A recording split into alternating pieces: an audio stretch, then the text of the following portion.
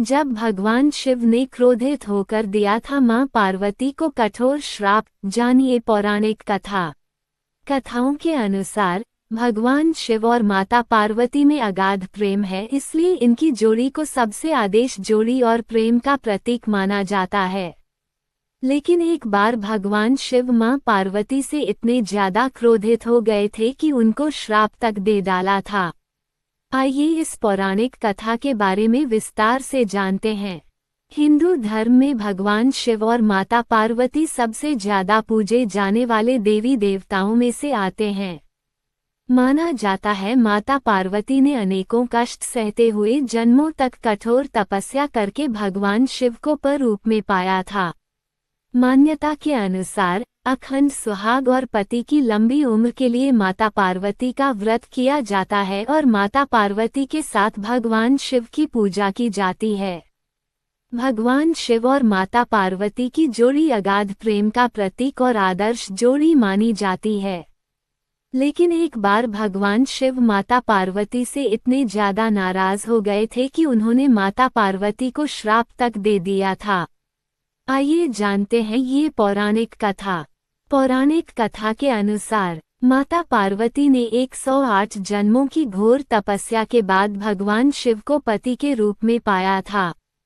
मां पार्वती का भगवान शिव के प्रति अगाध प्रेम था।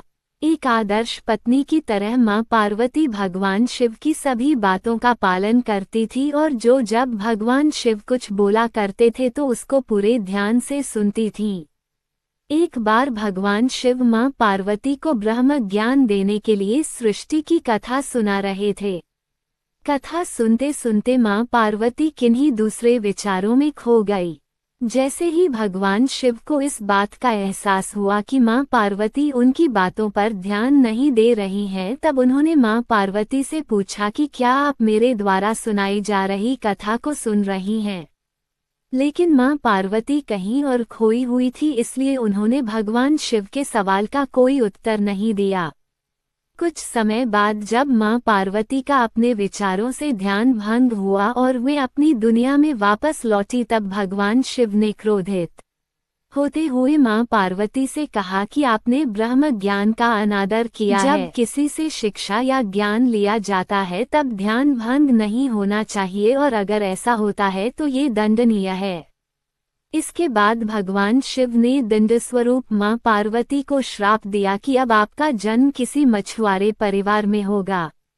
मां पार्वती को अपनी गलती का एहसास हुआ, पर तब तक काफी देर हो चुकी थी और भगवान शिव उनको श्राप दे चुके थे। अब दुख में डूबी हुई मां पार्वती मछुआरों के एक गांव में पहुंची। इस गांव के मुखिया की कोई संतान नहीं थी। एक दिन वो मछली पकड़ने के लिए तालाब जा रहा था, तब उसको रास्ते में एक पेड़ के नीचे एक कन्या बैठी हुई मिली, जो कि वास्तव में कन्या के रूप में मां पार्वती थीं। वो नन्ही कन्या पूरी तरह से वहां अकेली थी, उसके साथ कोई भी नहीं था। तब मछुआरे ने इस घटना को प्रभु की कृपा समझा और उस नन्ही कन्या को अपने साथ अपने घर ले आया। मां पार्वती उसी घर में कन्या के रूप में रहने लगी।